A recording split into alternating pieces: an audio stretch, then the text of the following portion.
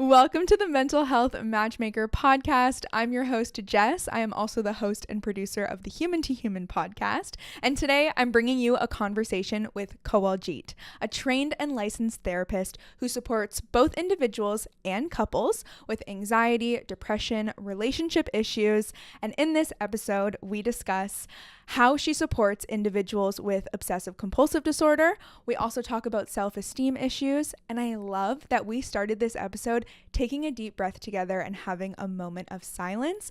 And we get right into talking about meditation and why we are so afraid of embracing more stillness in our life.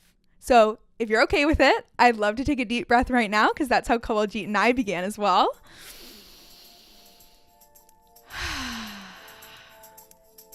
I hope you enjoy our conversation.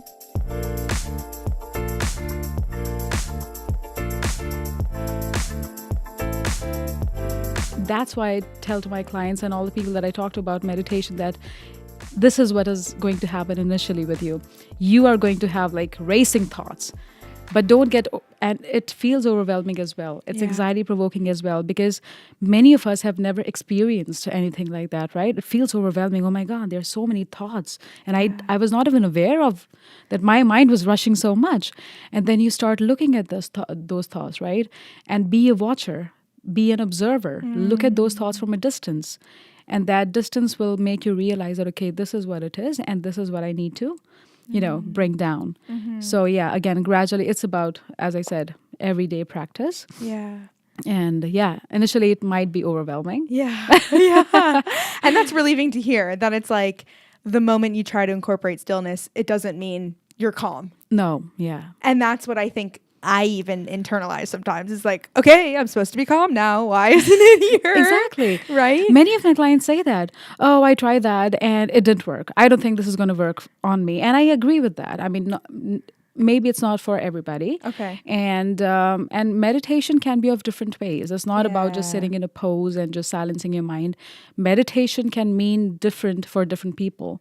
For some people, dance can be meditative. For some people, singing can be meditative. Music can be meditative, right? Sports, anything, right?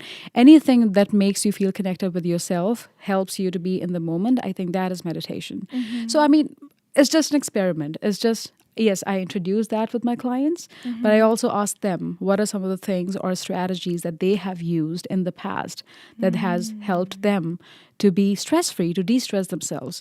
And they come up with so many different things. Many of them say going to the gym is meditation for them. I say, just continue that. You don't have to sit in a pose and just, do that. Yeah. So, but you can try it. Be aware that initially this will happen. Again, continue doing that, but after some time, say after a month or so, you feel that, this is not working for me. Okay, let's try something else. Yeah. It's about experimentation, right? Absolutely. Yeah. And I love that, you're honest about making it work for the client that you're speaking with and knowing that it's not going to feel right for everyone. It's not going to feel good right away. It's also not going to look the same. Yeah. And I am realizing as you're saying this, that when I first try to incorporate that stillness, my brain isn't used to it. So I was kind of thinking like, okay, well, why does it feel so uncomfortable?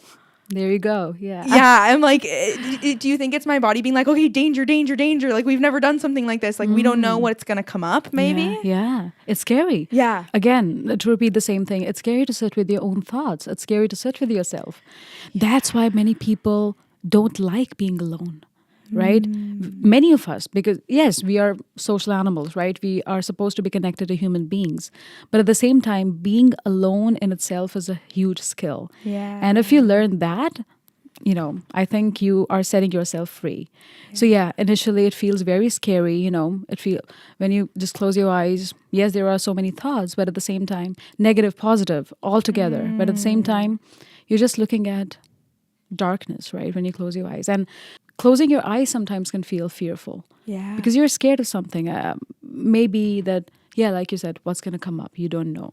So fear of the unknown. For sure. And I even noticed when we took a deep breath together and like we were doing it at the same time, it's so much less scary. because I'm like, oh, I'm sitting here with someone else and we're experiencing it. And there's even a bit of like co-regulation with that, with our nervous systems. And I did park yoga recently with a friend of mine, and she's a teacher. She's a yoga teacher. And she kept saying to everyone doing it, like, I'm looking out for you. You're safe. If you want to close your eyes, like, I am like scanning the surroundings. And that changed it, because I was like, oh, okay, I don't need to be on guard. Yeah. Everything is fine around me. Yeah. And maybe it's like doing it alone is just teaching yourself slowly, bit by bit, that like, I am safe. I'm safe in my own body. Like, as long as you're in an environment where you feel safe, you can do it. Exactly. Yeah. I totally agree with that. That's so interesting. Okay. How does this bleed into other topics you discuss with clients? Like, does this help with emotional regulation or feeling more emotion or anything that, like, you know, different concerns you discuss with clients? Yeah. I mean, so I would say that even I've experienced this, that the more connected you feel with yourself, the more you're able to feel things as well. Because again, it's about being in the moment, right? So what are emotions? Say you're in a moment, say even you're watching a movie. Many times I have experienced in my life, like I was saying, that there was a time when I felt burnt out in my work back in India, all right? And I just used to feel so stressed, so in a rush all the time, that I just realized that I stopped feeling some of the emotions, you know. The movies that I would watch earlier, they're not making me feel anything. I mean, what is happening with me? Because I don't know, you know, I just did not feel there, you know, present, just connected. So then I started meditating, you know, because I wanted to come out of that burnout. I was feeling a little depressed, sad, less motivated to go to work. That's what burnout looks like, right? So it just suddenly, I just stopped. I just realized that I'm not feeling much around. You know, when people would have conversations, talk about the stories, I would not feel connected. I would not feel attuned. And what are emotions? It's about attuning yourself with something, anything, a conversation, a movie, anything that is going on in your surrounding environment, right? Yeah. So meditation is a way to, again, center yourself, feel more connected to yourself, feel more connected to your surroundings. Anything that you're going on, when you're totally into something, you feel it. And when you feel it, you have these emotions. So talking about, you know, mental health. So yeah, it does help people feel more, feel their emotions, be aware of the emotions. Yeah. And at the same time, when you're aware of your emotions, you start regulating that as well, because you're watching it, you're observing yourself. And of course, in therapy, when a client comes, they start talking about their emotions, they name their emotions, right? They become more aware of themselves. That is also a wonderful way of start regulating it, because many times when clients come in, they say, I don't know what it is. I don't know what am I feeling. And if I don't know, how am I going to regulate it, right? So yeah, it goes hand in hand. Yeah, that makes sense. I even had a moment recently, a couple of days ago, where I was feeling a lot of emotions. I was getting, tearful. And afterwards, I was kind of thinking about it and thinking, well, am I not doing enough? Do I need to incorporate more self-care? Do I need to do this? Do I need to do that? And then I had a moment where I was like, maybe you just need to feel this. Yeah. And maybe it's just something you need to release from your body. And it's not always about doing, which I feel is so connected to the meditation piece as well. Exactly. Just being there. Yeah. Just feel it. Yeah. And just let go. Yeah. Because emotions are important messages, right? They're conveying something to you. They're communicating to you that, something is going on. Yeah, like you said, that it made you think that maybe you need to do something more, or you need to do something less. Yeah. There's some change that you need, right? Yeah. So it was that crying in that moment was conveying you some message that something is going on. Maybe you need to slow down. Maybe you're too overwhelmed, or anything that was going on. Yeah. You need to look at it. And you need to maybe bring some change in your life, whatever it is. Yeah. But just feel your emotions. Don't run away from them. Yes. They're not scary. They're your friends. They are telling you something, right? So I think that's an important message to take. Do you have clients come in who have not done therapy before, or maybe have never what's that process like with their emotions? Very interesting. So many clients who are new to therapy, they feel very uncomfortable talking about the emotions. they are not used to emotional language, right? Because many of them. So I work. So I've started working with all kinds of communities, but many of my clients come from my own community, right? Yeah. And I'm not judging anything, but still, in my community, especially males, right? Emotions is something which is looked at as a part of your weakness. And, that if you're emotional, if you're crying, you're weak. You're not supposed to cry. You need to be a man. You need to be strong. So those kind of messages that we keep getting since always, since our childhood, right? And they play a huge role in making who we are today. So so many times we would intellectualize things, we would try to analyze things, we would very much keep things here, Right. but we would never feel things from here, right? So many people are not used to that, and not even used to, they have not even heard of it, that okay, there is something like that exists. Yes, emotions they know, but they didn't know that talking about emotions can be healing, right? So yes, when it is the first time, they start talking about it. And then, after some time, after some explanation, what it is, what are actually emotions, how to differentiate between thoughts and emotions. So all of that you have to go through. And then slowly, clients get the idea that, okay, these are emotions. This is what am I. And also many times when they're name some emotion, it's really helpful to make them connected with their body, or just to ask them, maybe, a heaviness in your chest, or a stiffness in your shoulder, or just wobbliness in your legs, or whatever it could be. There's some feeling. And that's how they are able to locate it. And interestingly, many clients are not even able to do that. And this tells us that in our everyday life, in these stresses of life that we face every day, we get so disconnected with our body and mind both. Yeah. We're not able to understand what the emotions are. We're not able to name them. We're not able to even feel them down into our body. So this is the process that they slowly get used to and comfortable with. Yeah. And I see why and where you incorporate meditation into work with clients, when if you're not able to tune into your body or your mind, that's when the slowness comes in. Because I feel like that would be like step one of like, we got to just start becoming aware before we can actually kind of untangle some of that. Yes. Self-esteem is another topic you really work with clients on often. I'm curious what kind of issues come up with that, and how you're able to work through self-esteem issues. Self-esteem can be connected to various issues in our lives. It could be related to work. It could be related to relationships.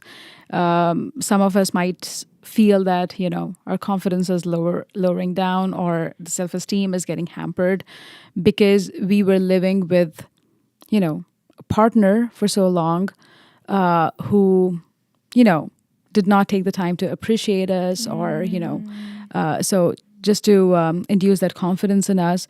But for many of us, this actually, I would say, emerges from childhood, or from our past experiences. Where maybe, I don't want to blame our parents, but some of our experiences are caregivers or parents, where a child might not have felt again appreciated or looked upon, or or maybe the caregivers did not have much time, or maybe they were going through their own stressors, and they did not have the time to just take a moment and just pat their child on their shoulders, and just to appreciate them. Okay, you did something great, and you have the skill, and just to make the child realize that you have the strength. So many of us did not have those experiences when we were little, right?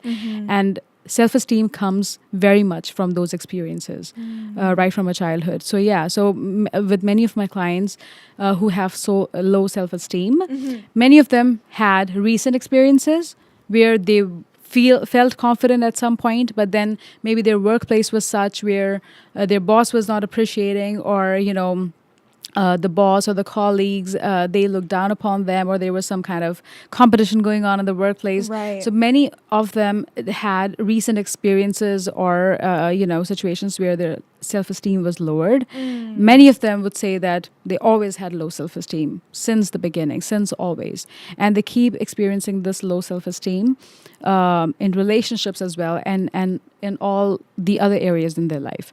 So these are some of the issues that come to me. And how do you start to work through something that, like, for someone who has had, for example, like a work change or something come up with work that's really affected their self-esteem, you know, talking through it, what are some things that really help improve and, you know, identify what's going on and how we can get to a better place? Exactly. Yeah. So many clients, interestingly, would come and say that, and many of the therapists would agree to this, that they would say, okay, give me some strategies, give me some tools. Yeah. How can I, improve my low self-esteem? But that's not how it works, right? I mean, it's not that we have a bag full of tools and we can just give you and use this. Yeah. It's very unique to everybody's situation. We need to understand the situation first. What really happened? What did you go through? Your own unique experiences. So yes, I talk through that. We talk through, I try to understand the client's position, where they were, how did they feel in that particular situation, what really happened. Communication is a big key to this. When you have low self-esteem, you're not able to communicate your thoughts, your ideas, your feelings, because you're fearful of judgment, because you feel that people are judging you all the time. People are looking down upon you. Right. You're something lesser than the others. So your communication is a big part in this. But yeah, that is a result of low self-esteem rather than something, coming before that. Yeah. So talking about the story, the experience of the client, and then slowly understanding what changes can be brought in that situation. What can the client do? But before taking an action or changing a behavior or whatever, we need to really understand that what was the thought process again? What was the feeling of the client in that situation? And how do they look at themselves? So their sense of self-worth. How do they look at themselves? How do they judge themselves? Because many of the judgments that we feel is coming from people, is mostly coming from within us, right? How do we feel about ourselves? So talking about that. So, and then also, I also work, from a strength-based perspective. So I really like to, talk about the strengths that our clients have, because many of us, all of us, I guess, when we are going through something, all that we can focus on is that. Yep. And how that situation has affected us, right? Yeah. And then that's how we start feeling, oh, I lack something. I'm worthless. I'm this, I'm that. Yes, some people also judge us that way, but we are only basing our sense of self-worth based on that one episode or that one situation or instance or whatever happened in the life. And then it's important then when I get to know the client more, I also talk about their backgrounds. Of course, because we need to get to know them better, who they are, where do they come from, what their background is, what had been their. So if I feel relevant, that how they're feeling at this moment presently, if that has something to do with their past, so I just subtly, maybe gradually would ask them certain questions, some leading questions, which would make them think that, oh yeah, this has happened with me before. This was how I was treated. So we would talk about their past experiences. So and in that process, many a times, clients also start talking about their positive factors, right? I have this strength in me. I was really confident at one point.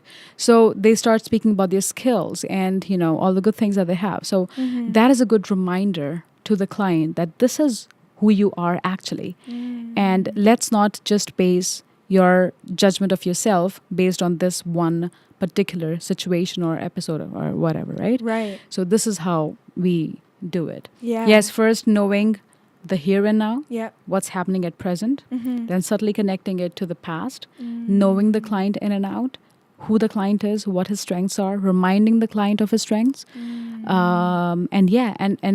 And when you're persistently doing that, when you're talking about the client's strengths, the client is actually reminded that, oh yeah, this is who I was. Right. And they start gaining that confidence gradually. So this is the whole process of psychotherapy, right? Yeah, absolutely. And it's incredible to hear that when you focus on the strengths and when the client is able to reflect on, oh, these are the things that remind me of myself. These are the things that make me feel me. These are the things I'm good at, or these are the ways I've navigated situations I've been proud of. Exactly. You know, you walk away feeling, wow, okay, I can find myself again, or I can navigate a hard situation. Yeah.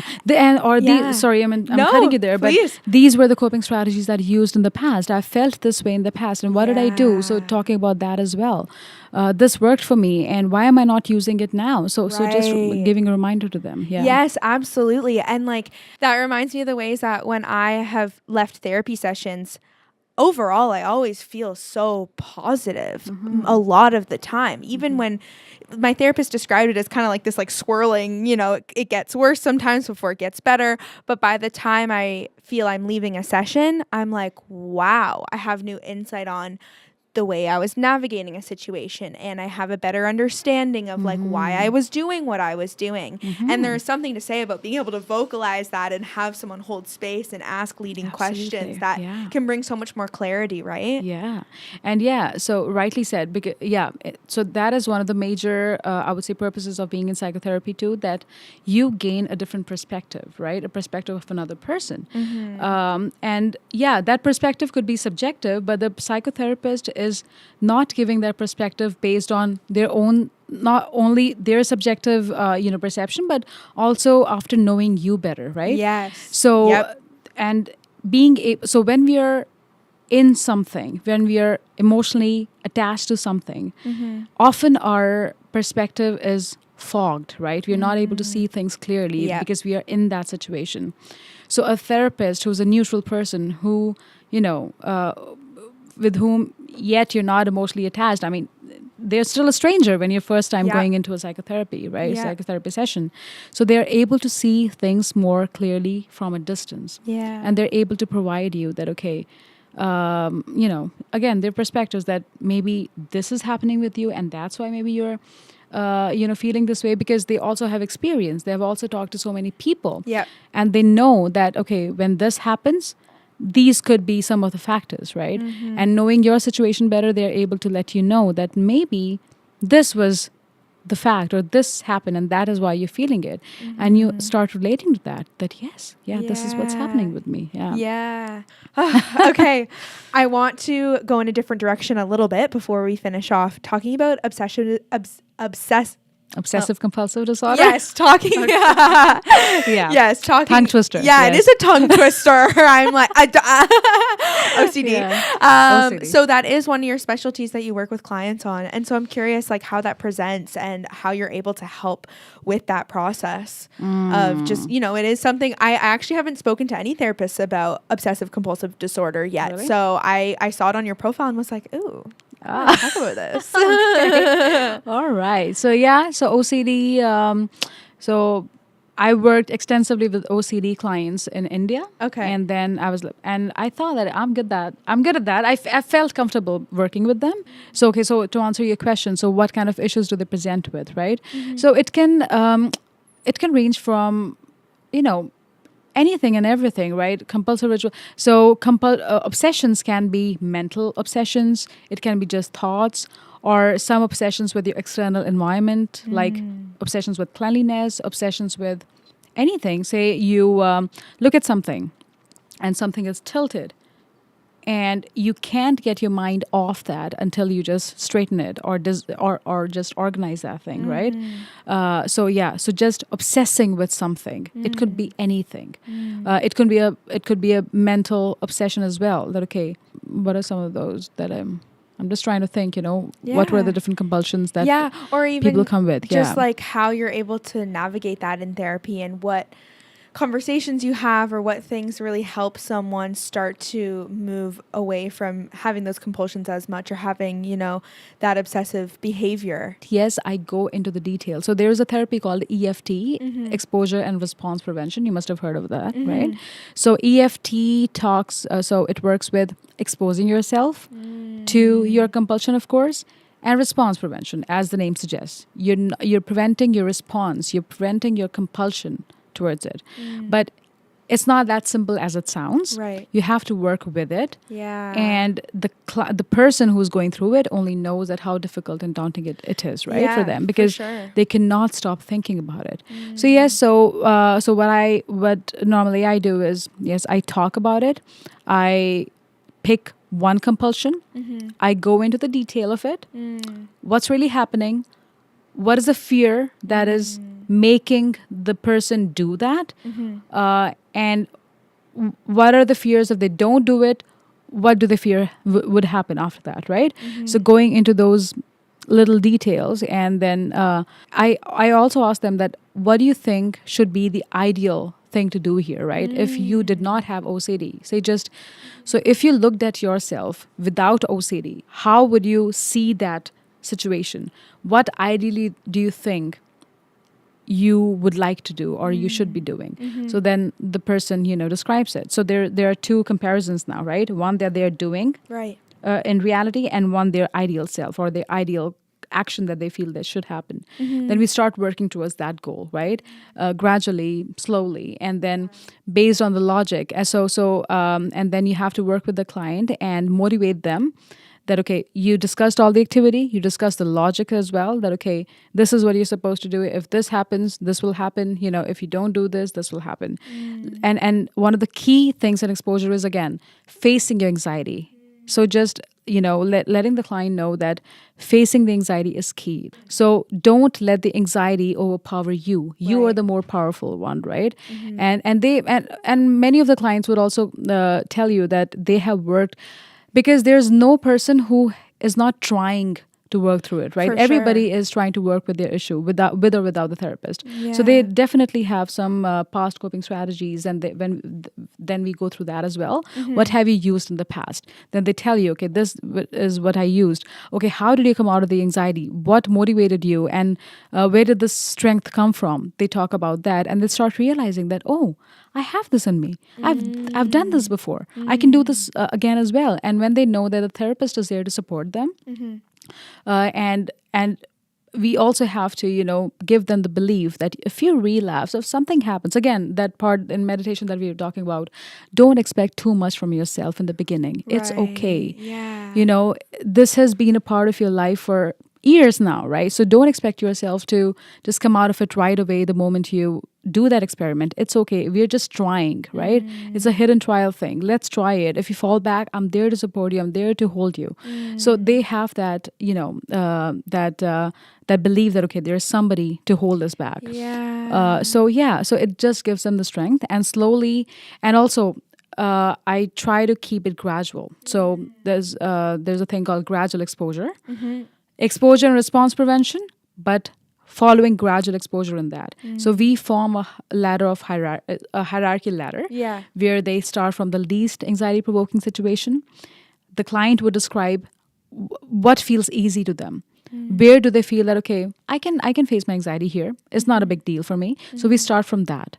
And then until the client gains or conquers that activity or feels victorious in that, we don't move on to the next step, right? So there's a hierarchy that we follow, a ladder that we build together, and then we slowly and gradually walk towards the most anxiety-provoking situation. And I would say that, yes, exposure and response prevention works really well with OCD. Wow. And it's so even relieving to hear that there's just, gradual steps you take. It's not, so that it doesn't feel overwhelming to the client, right? And even circling back to our meditation conversation right at the beginning, like, it's slow steps, because keep it slow. Keep it slow. Keep it slow. We're not going to freak your body out too much to start off. And having that therapist to be able to lean on and to talk about all of the different challenges and things that come up as you slowly expose yourself, I'm sure is just such a relief to have that.